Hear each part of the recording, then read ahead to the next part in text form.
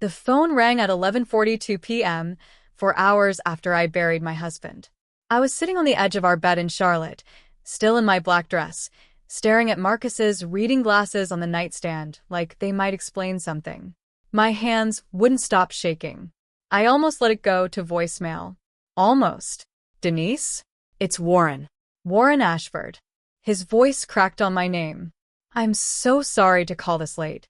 I know, but there's something you need to know, and it can't wait until morning. Warren Ashford, Marcus's CEO.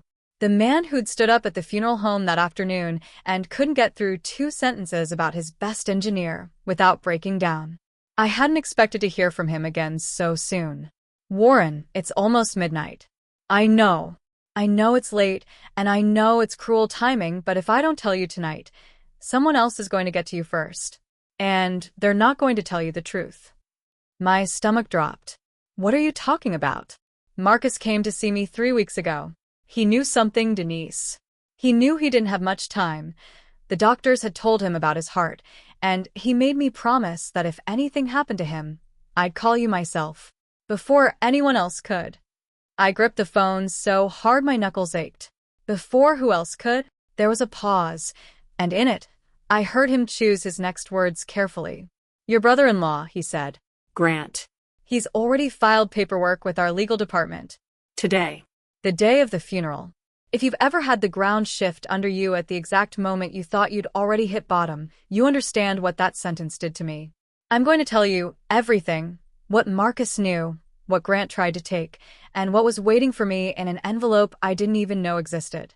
If you've ever had family show their true face at the worst possible moment, stay with me. This one's for you too. My name is Denise Whitfield. I'm 52 years old, and until 11 months ago, I thought I understood my own life pretty well. I grew up in Gastonia, 20 minutes outside Charlotte, the daughter of a mill worker and a school cafeteria cook. I met Marcus in 2001 at a community college night class we were both taking to finish degrees we'd started late.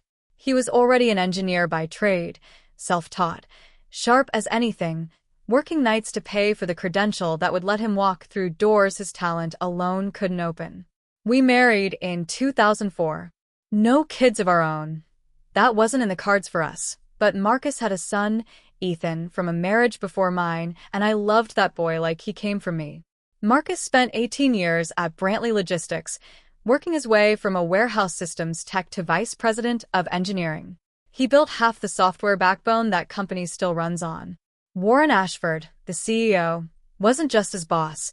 They'd come up together, 2 guys from nothing who'd built something real. Warren used to come to our house for Sunday dinners.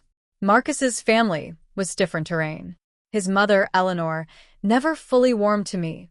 I was the second wife, even though Marcus's first marriage had ended a decade before we met. And his younger brother, Grant, had been Brantley's chief operating officer for the past 6 years, riding on Marcus's reputation more than his own, if I'm honest, though I tried not to say that out loud. There'd been tension before. Grant had pushed, more than once, for Marcus to sign over his equity stake for simplicity, in case anything ever happened, always phrased like caution, never like hunger.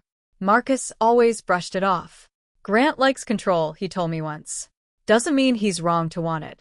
Just means I'm not giving it to him. 6 months ago, Marcus started getting tired in a way that scared me. Chest tightness he blamed on stress. A cardiologist appointment he didn't tell me about until after. The cardiologist appointment Marcus hid from me for 2 weeks turned out to be the first of several. Severe coronary blockage, the kind that comes on quiet and then all at once. He had a procedure in March. Seemed fine after. Went back to work in April, back to the long hours, back to being the guy everyone at Brantley leaned on.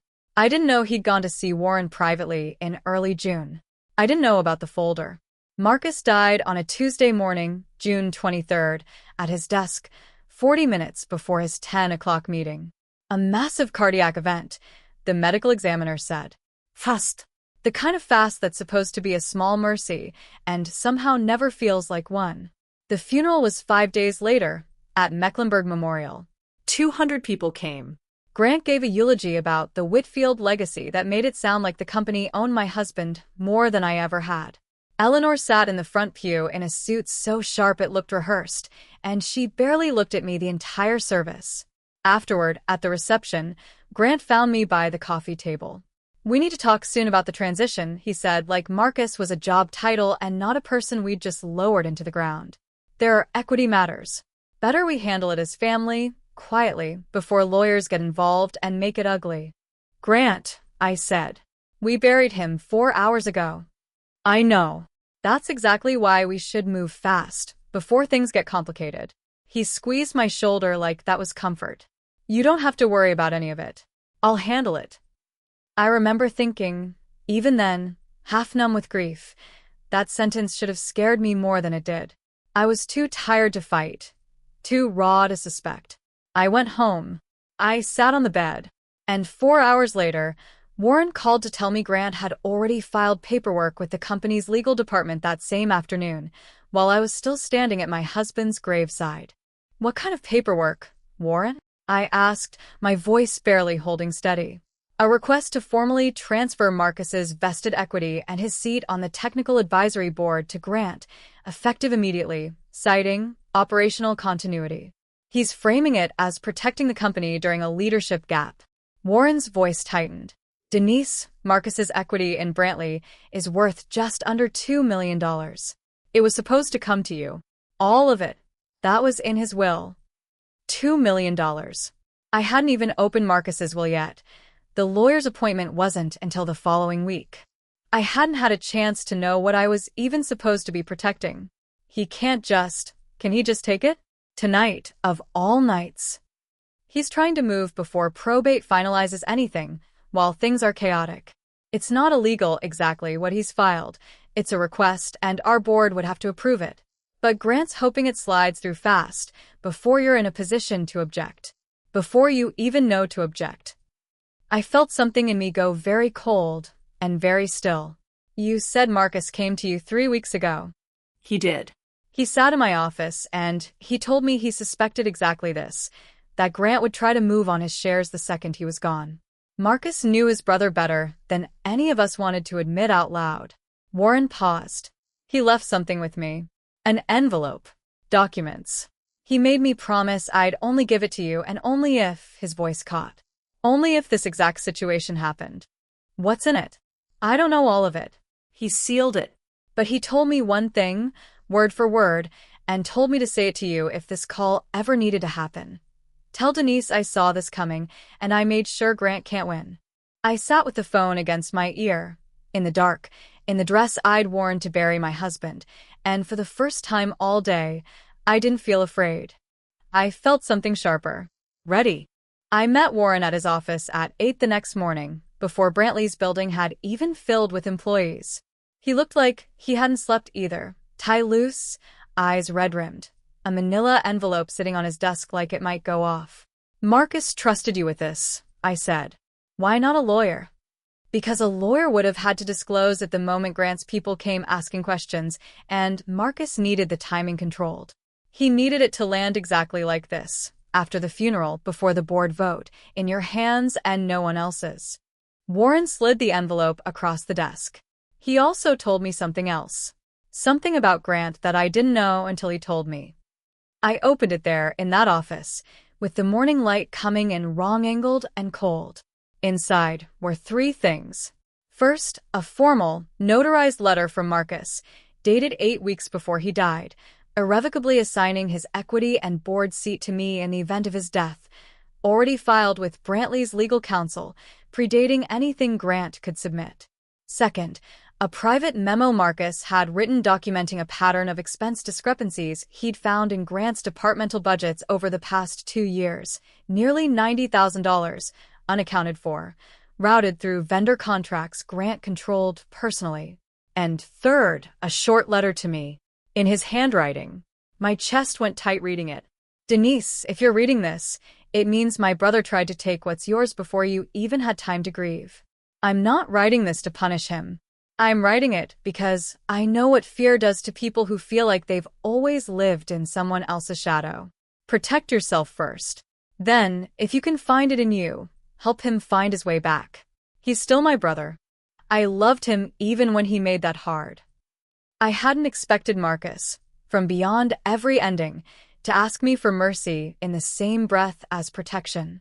That was the twist I never saw coming. The board meeting was 2 days later. Grant walked in expecting a formality, a quiet vote to absorb his brother's shares before anyone had time to object. Instead, Warren presented Marcus's notarized assignment letter first, dated and filed weeks earlier, closing the door on Grant's request before it could even be voted on. Grant's face went from confusion to fury in real time. This is absurd. Marcus wouldn't have. He wouldn't cut me out like this. He didn't cut you out of anything that was his to give you, I said. It was the first time I'd spoken directly to Grant since the funeral. He gave you every chance to be honest with him while he was alive. This isn't about equity, Grant. It's about the $90,000 in vendor discrepancies he found in your department 18 months ago. The room went silent. Warren didn't move to defend him. Grant's mouth opened, then closed. I can explain that, he said, finally quieter now. Then explain it, I said. Not to me. To the board. Marcus wanted to give you that chance before this ever went public. That was his choice, not mine. I watched something break in Grant's face. Not guilt exactly. Not yet. But the specific look of a man who realizes the story he's been telling himself doesn't hold up anymore. Eleanor, who'd come to sit in on the meeting, stared at her younger son like she was seeing him for the first time in years. Later that week, I learned the rest from Warren. Grant had been quietly funneling company funds to cover his own mounting debts, a failed real estate investment 3 years back that he'd never told anyone about, not even Eleanor. He'd been terrified of being the Whitfield who failed, standing next to a brother everyone already treated like the golden one. It didn't excuse what he did, but it explained the desperation behind trying to grab Marcus's equity the same day we buried him. Not greed alone, but panic dressed up as urgency. Grant didn't come to the follow-up meeting with the board's outside counsel. He asked to meet me alone instead, at a coffee shop off South Boulevard, 3 weeks after the funeral. He looked smaller than I remembered him looking at any point in the last 6 years. No suit armor, no talking points about operational continuity. I'm not going to pretend I wasn't trying to take something that wasn't mine, he said, turning his cup in slow circles instead of looking at me. I was drowning, Denise. The real estate thing, I lost almost everything I'd put into it, and I was too proud to tell my own mother, let alone my brother, who everybody already thought had it all figured out. I told myself borrowing from vendor contracts was temporary. Then it wasn't. Marcus knew, I said. For over a year. I know that now. His voice broke slightly. And he never said a word to me. He just quietly built a wall to stop me before I did something I couldn't undo. Even while he was dying, he was still trying to protect me from myself. I thought about the letter in my nightstand drawer, the one that asked me to help Grant find his way back if I could. I hadn't decided yet whether I had that kind of grace in me. Grief doesn't always leave room for it. I'm not going to pursue criminal charges, I told him. Warren already has documentation to bring you back within policy, repayment terms, oversight. Marcus set that up too, before you ever tried what you tried at the funeral. But Grant, you don't get to call me family again until you've actually earned it. Not with words. With time. He nodded, and for the first time since I'd known him, I believed he understood exactly what that would cost him, and that he intended to pay it. Eleanor called me that same night, her voice smaller than I'd ever heard it. I didn't raise him to be a man who'd do that to you the day of his own brother's funeral, she said. I'm ashamed. Denise, I've been unfair to you for 20 years, and I think I always knew it. Grant started repayment on the $90,000 that October, in monthly installments Warren tracked personally. He stepped down from his COO role, not forced out publicly, but by his own quiet request, into a smaller operations position 2 levels down, where Warren said he's actually thriving without the performance of running the whole show. Eleanor started coming to Sunday dinners again, the way she used to before Marcus and I married, and something between us went cold and stayed that way for 2 decades. The first time she sat at my kitchen table again in November, she brought a casserole dish that had belonged to Marcus's grandmother and said, quiet and a little embarrassed, I think you should have this. I think I should have given it to you years ago. I kept Marcus's equity, as he'd arranged. I used some of it to set up a modest scholarship at the community college where we met for students finishing degrees later in life, the way he had. I named it after him without telling anyone at first. Warren found out by accident, reading an announcement in the alumni newsletter, and called me in tears. Ethan, Marcus's son, flew in from Denver for Thanksgiving that year. The first time in 3 years he'd made it home for the holiday. We didn't talk about Grant much. We talked about his dad instead, the real him. Not the eulogy version Grant had given at the funeral that made Marcus sound like a company asset instead of a person who used to sing off-key doing dishes. If you've ever had to decide whether someone deserves a second chance after they've shown you exactly what they're capable of, you know that decision doesn't come easy, and it doesn't come once. You make it again every single time they show up. I'm still making it some days, but I'm making it. It's been almost a year now since that phone call at 11:42 at night. I still keep Marcus's letter in my nightstand drawer, and some nights I still take it out and read it, not because I've forgotten what it says, but because I like hearing his voice in my head one more time.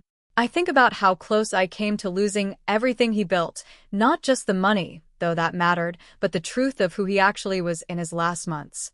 If Warren hadn't called that night, if Grant's paperwork had gone through quietly before I even knew to look for it, I might have spent years believing my husband's family simply didn't value me the way they valued each other. Instead, I found out Marcus had spent his last weeks quietly making sure I'd be protected, and quietly leaving a door cracked open for the brother who'd wronged him, because that's who Marcus was underneath all the titles and the years of building something impressive. He built people, too. Even the ones who let him down. I don't think grief and clarity usually arrive together. Mine did, in one phone call on the worst night of my life. I've learned that people will often show you exactly who they are at the moment they think you're too broken to notice. Grant did. So did Marcus, in the opposite direction, from a letter he wrote knowing he might not be alive to explain it himself. If someone in your own family has ever tried to take something from you at the exact moment you had nothing left to fight with, I hope you had someone like Warren in your corner. And if you didn't, I hope you find the version of that letter Marcus left me, proof in your own life that someone saw it coming and loved you enough to prepare for it anyway. I used to think love and business were separate rooms in a life, that the man who built software systems for 18 years and the man who slow danced with me in our kitchen on a Tuesday for no reason were somehow two different versions of Marcus. I don't think that anymore. He protected the people he loved the same careful way he built everything else, quietly, years in advance, with a plan for the worst day before it ever arrived. Grant and I aren't close, not the way Marcus might have hoped, but we're honest with each other now, which is more than we had before. Eleanor and I have Sunday dinners most weeks. Ethan calls more than he used to. And every June, on the anniversary, Warren still calls me. Not with bad news this time, just to tell me one more story about Marcus I hadn't heard yet. There always seems to be one more. If this story meant something to you, if you've ever had someone show you their true colors on your worst day, or had someone else show up and love you exactly when you needed it most, I'd really love to hear about it in the comments. I read every one. And if you're the kind of person who believes the people we love keep protecting us even after they're gone, in ways we don't discover until we need them most, stick around this channel. I've got more stories like this one, and I have a feeling you and I aren't so different. Marcus used to say the truth has its own timing, even when we're not ready for it. I believe him more now than I ever did while he was alive to say it. Thank you for sitting with me through this one. I'll see you in the next story.